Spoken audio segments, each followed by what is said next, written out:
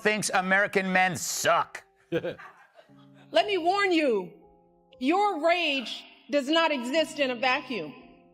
If we don't get this election right, your wife, your daughter, your mother, we as women will become collateral damage to your rage. To the women listening, we have every right to demand that the men in our lives do. When Michelle Obama launched her Dream podcast in March 2025, she probably expected the same adoration that followed her everywhere for decades. Instead, her first episode pulled in fewer views than a random college student's study vlog. We're talking about 43,000 views for someone who commands million-dollar speaking fees. But this wasn't just a career stumble. This was the moment America's most untouchable public figure finally revealed what critics had been saying all along. If you're ready to dive into how one of the most celebrated women in entertainment saw her carefully crafted image crumble in real time, make sure to hit that subscribe button and turn on notifications, because this story has layers that go deeper than anyone expected. To use our voices to make these choices clear to the men that we love. Our lives are worth more than their anger and disappointment. To understand how we got here, we need to rewind to when Fox News host Greg Gutfeld did something that seemed impossible at the time. He criticized Michelle Obama, not her policies or her husband's administration, but her personally, and the response he got proved exactly why his critique hit so hard. What's that pitter-patter sound I'm hearing in the background? It's the footsteps of Barack running to vote for Trump.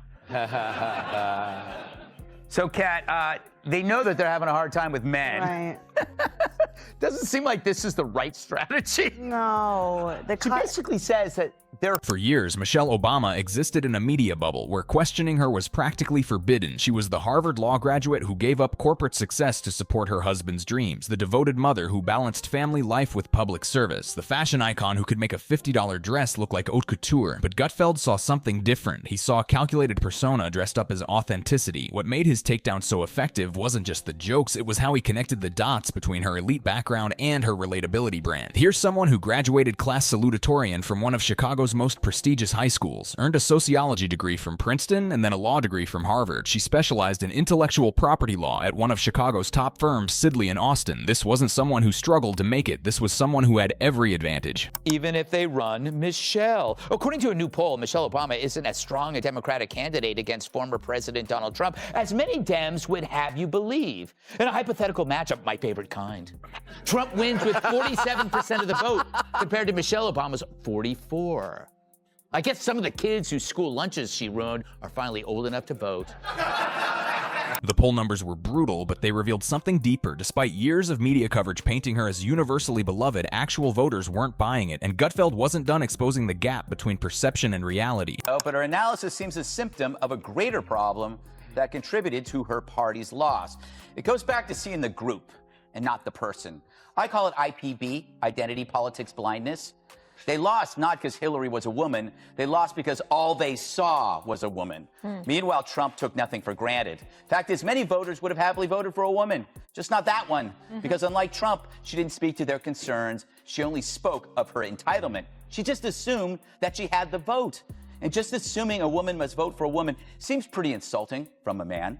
Humans are more complex, surprising, and interesting than liberals. Gutfeld had identified something that media strategists spend millions trying to understand. Michelle Obama's appeal wasn't organic. It was manufactured through carefully controlled media appearances and a relentless focus on identity over substance. But the cracks were starting to show, and they were about to become impossible to ignore. The transformation from serious legal professional to lifestyle influencer didn't happen overnight. After leaving corporate law in 1991, she worked in Chicago city government, founded the Chicago branch of Public Allies, and eventually landed executive roles at the University of Chicago and University of Chicago Hospital. Real jobs with real responsibilities, but somewhere along the way, that evolved into something entirely different. By 2025, the woman who once wrote a Princeton thesis on Princeton-educated blacks and the black community was asking podcast listeners to submit questions about airplane etiquette and relationship advice. The descent from intellectual discourse to lifestyle content wasn't just a career pivot. It was a complete reinvention that raised serious questions about authenticity. But Michelle's messaging strategy was about to face its biggest test yet, and it wouldn't come from critics like Gutfeld. It would come come from her own personal life spinning out of control in the most public way possible. The rumors started quietly in late 2024, but by January 2025, they were impossible to ignore. When Michelle Obama skipped Jimmy Carter's funeral while Barack attended, eyebrows were raised. When she was notably absent from Trump's inauguration again while Barack showed up, speculation exploded. For a couple that had built their brand on partnership and unity, these separate public appearances sent a message that couldn't be spun away. Obama has openly admitted that she and Barack sleep in separate bedrooms.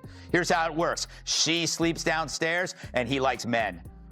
Gutfeld's commentary was controversial, but it highlighted how Michelle's own revelations about their marriage were feeding speculation. When you combine sleeping in separate bedrooms with increasingly public complaints about Barack's habits, the picture that emerged wasn't the harmonious partnership they'd always presented. Been busy working on a new podcast, and so far, it's been a flop. The first 2 episodes have been up all day and only gotten a few thousand views on YouTube.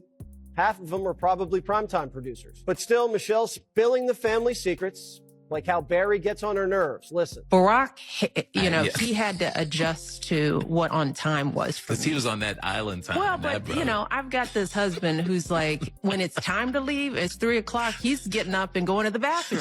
And I was like, dude, like a 3 o'clock departure means you've done all that, It's like, don't start looking for your glasses. The podcast numbers were devastating for someone of Michelle's supposed star power. While Joe Rogan routinely pulls in millions of views per episode, Michelle's show struggled to break 50,000. The content itself revealed why. Instead of leveraging her unique experiences as First Lady or her legal background, she was offering generic lifestyle advice and airing personal grievances. The failure wasn't just about numbers, it was about what those numbers represented. In an era where authenticity drives engagement, Michelle's carefully curated persona felt hollow compared to podcasters who spoke directly to their audiences without filters or focus groups. But as her media venture struggled, Michelle's public statements became increasingly desperate for attention. And that's when she made comments that fed directly into existing conspiracies about her identity.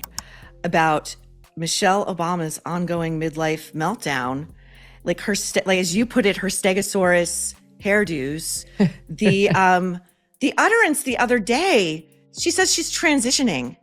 I mean, I think we both know what she's trying to do by using that word. Yeah. I mean, what do you make of all of this? Like, what's going on in that psyche? I think that transitioning line was meant to get attention because her podcast is failing. No one wants to watch it, and she's not used to that. She's used to being the center of attention.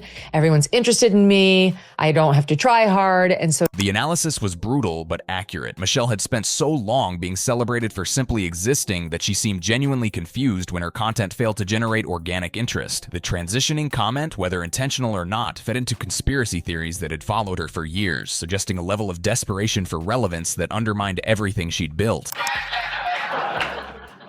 Michelle Obama surprised fans on her new podcast by saying her pet peeve about her husband is that he's chronically late.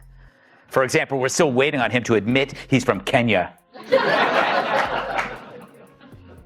And as for Barack's pet peeve about Michelle, he's mad that she keeps leaving the toilet seat up. When she cleans it. When she cleans it.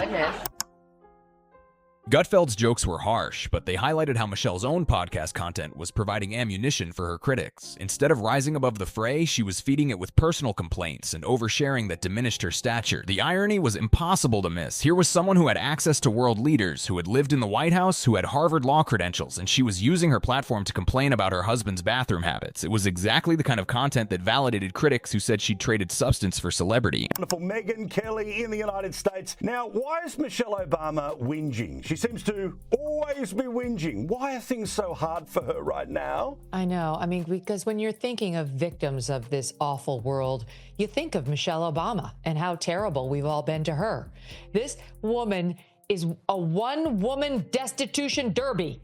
Every time we check in on her at her podcast, she is feeling sorry for herself. She is criticizing Barack Obama or this country. She never has a positive word to say about anything.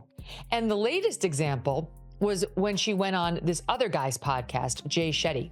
She goes and sits down with him and he asks her, what are you afraid of?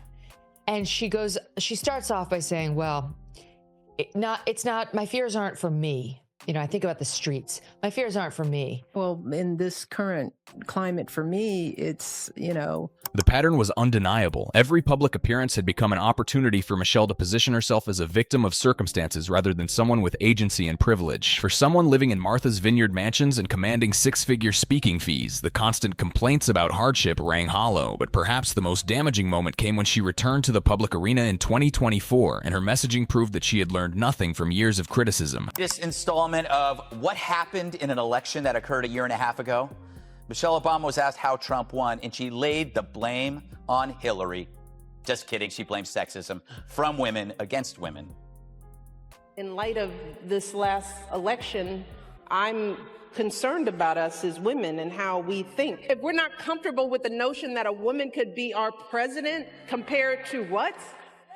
You know, we have to have that conversation with ourselves. This was the full circle moment that validated everything Gutfeld had predicted years earlier. The woman who once famously said, "When they go low, we go high," was now publicly attacking American women for not supporting the right candidates. The transformation from inspirational figure to divisive public personality was complete. Michelle Obama's story isn't really about Greg Gutfeld destroying her image. It's about how someone with every advantage possible managed to destroy her own credibility by revealing who she actually was underneath the carefully managed persona. The podcast failure, the marriage rumors, the desperate attention-seeking, the victim narratives from positions of extreme privilege, none of this was imposed on her by critics. The most telling thing about Michelle Obama's fall from grace isn't what her detractors said about her. It's what she said about herself. When given the platform to share her wisdom and experiences, she chose to air personal grievances and offer generic lifestyle advice. When faced with public setbacks, she blamed audiences rather than examining the message. In an age where authenticity drives connection, manufactured personas always crumble eventually. Michelle Obama's empire wasn't brought down by external forces. It collapsed under the weight of its own contradictions, and that might be the most damaging revelation of all. What do you think? Was Michelle Obama's downfall inevitable, or could she have maintained her status with different choices? Drop your thoughts in the comments below. And if you found this analysis eye-opening, smash that subscribe button and hit the notification bell so you never miss our deep dives into the stories behind the headlines.